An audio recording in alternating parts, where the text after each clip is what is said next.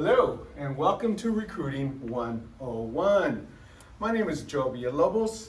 I'm the Director of Professional Services at Adjuvant. Like I said, welcome to our first segment of Recruiting 101.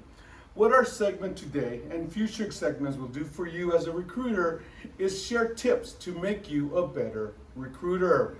I work with Adjuvant. Adjuvant is well known as an IT company, but we're also a placement company. So that kind of gives us a two-edged sword. One, IT consulting. Two, we're a headhunting company, placement company. There's many names for it. So I'd like to start off with, what is recruiting? That's a good question. What is recruiting? If I asked you what is recruiting, your definition might be, well, recruiting is a person that searches for qualified candidates to hire. That's a pretty good definition. Actually, it's a real good definition. Now, how many different types of recruiters we have? Not how many industries, because there's many different industries, but what type of recruiters? There's two types of recruiters. One, in-house recruiter. That means you work for a company and you do all the recruiting just for them. Two, you might work for a company like Adjuvant, where there's companies here in San Antonio, here in Texas, here in the United States, that need help identifying quality candidates. And if you're able to identify them, then you present them and then they hire them from you, or they buy them from you. We'll cover that. So we have two types of recruiters. One, in-house. Two, ones that work for placement companies. You've also heard them come under staffing companies or professional services companies. There's many different names, many different titles, company names, but it comes down to recruiting. I started recruiting 23 years ago, and the first thing my boss said to me as soon as they hired me is, this job is so simple that it's difficult. I go, what? It's so simple that it's difficult? I would have taken off my glasses then, but I didn't wear them at that time. Now I do.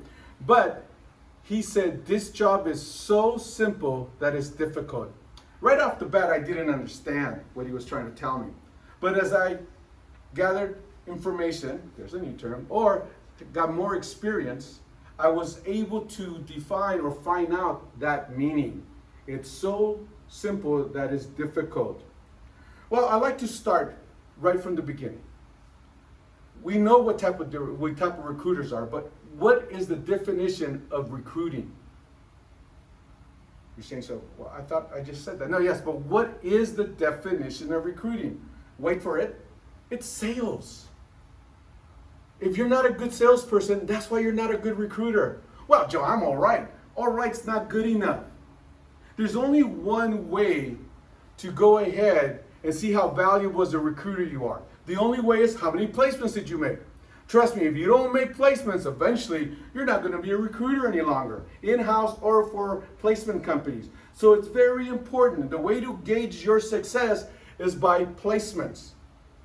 So that means you're a salesperson. If you don't like the word salesperson, then you don't want to be a recruiter. If you're a good salesperson, you'll be a good recruiter. If you're a good recruiter, you're a good salesperson. That's it. Understood? So it's important. You're in sales. Well, what do you mean, Joe, that I'm in sales? Well, let's say you're an in-house recruiter. You're trying to fill a position.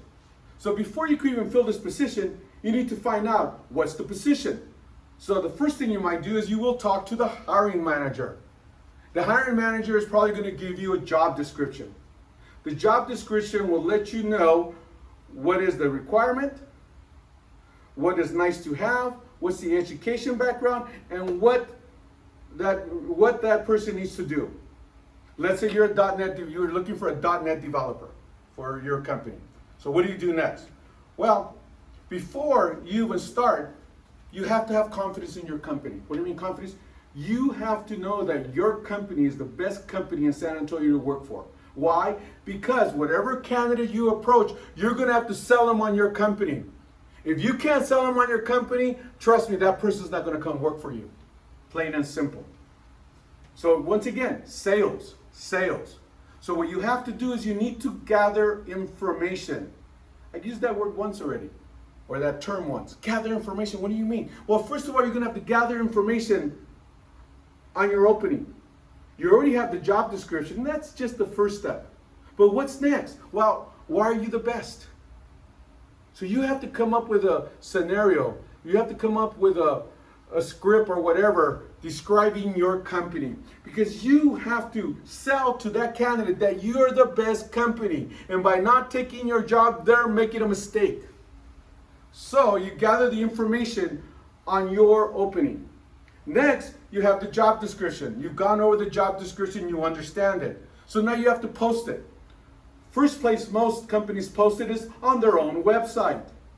So now you post it on the website. Second, you're going to post it on the internet.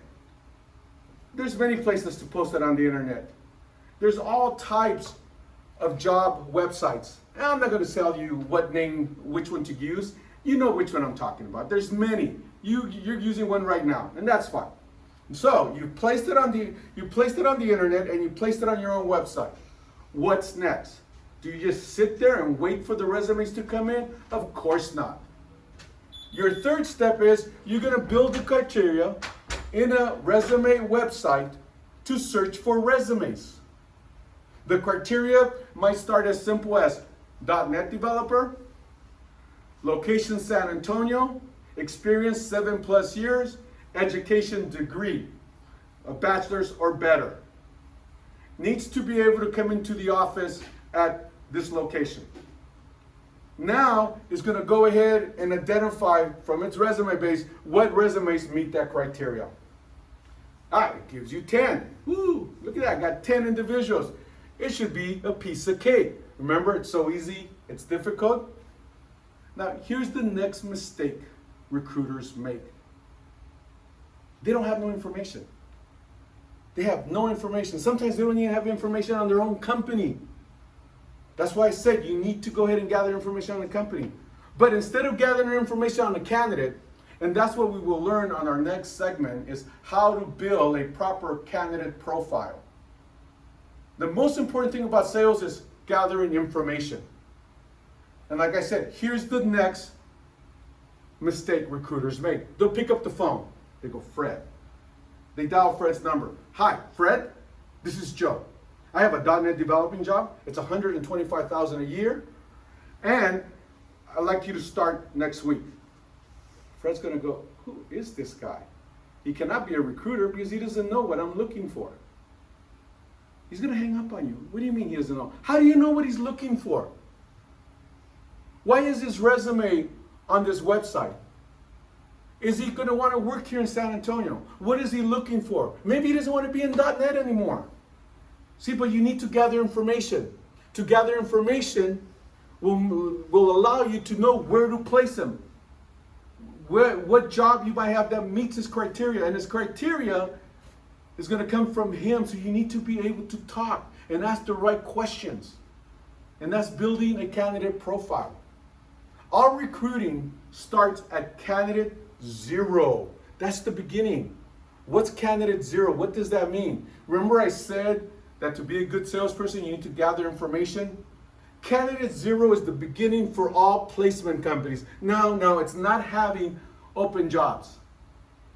No, it's gathering information from candidate 0. If you do this right, and I will teach you candidate profiling next week, you'll be able to identify a good candidate, what he or she wants, what they need for their profession. Second, you're going to be able to identify potential candidates. They will share it with you. And if you sell to them that you're the best recruiter, they're going to want to tell everyone to call you. They'll give you their names. They'll give you the phone numbers. They'll even tell them that Fred gave you their name. 3, they're going to share their history, where they've worked in the past. And by doing that, they're going to tell you who they work for, what they were doing, how they got that job. So now from candidate 0, you've identified a good candidate that you know because you built the profile. 2, you've identified maybe 5 to 10 candidates that they gave you to call on. And 3, you've identified potential clients, companies that might need your services. All of this from candidate 0. And to do that, you need to sell them on it. You need to sell the candidate that you're the best recruiter and they need to sign up with you. You need to sell them that if they don't take your position, they've made a mistake. You have to sell this. See? But Joe, I'm a recruiter. Yes, but you're a salesperson. Very important. Some companies go to other firms like ourselves to use us. If you need help placing, you should call Adjuvant. But we're going to do more than just placing a candidate with you.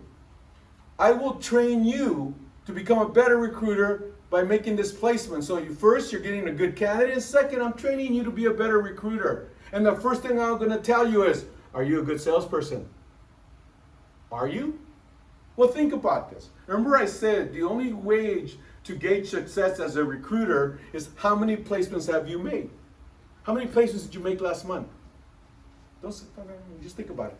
How many placements did you make last quarter? How many placements did you make last week? How many job openings that you have beyond 2 weeks? Think about it. If it's very few placements and a lot of opening jobs, you're not doing a good job. Why? You're not being a good salesperson. And all good salespersons gather information because that information is going to be valuable to you. Company information is valuable because that way you'll be able to share why is this such a great company. Candidate information is going to be valuable because you're going to know what that candidate needs for their next job, what they're looking for. Remember I said the right person for this job is working. So it's very, very important you understand sales. If you understand sales, you're going to be a great recruiter. If you don't understand sales, and sales is not your bag, quit. Find another profession. Recruiting equals sales, sales equals recruiting. You're going to gather information. Like I said here, I've been at this for 23 years. There's no way I could go ahead and share 23 years experience in 15 minutes. But I could share some tips with you to make you a better recruiter, to go ahead and give you the secrets. What secrets? I've been at this for 23 years. I've made a lot of mistakes, but I've also had a lot of success. I want to share the success with you. And I also want to let you know I've made that mistake. Don't make it.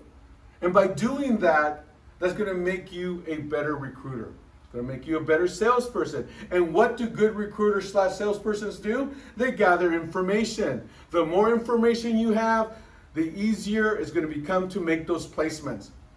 If you don't close a deal with a candidate, it's because you lacked information. Trust me, that's the way it works. Information, very important in sales. If after this segment is done, you go away with learning that you need to be a salesperson, you've cracked the code to start the start of a good recruiter.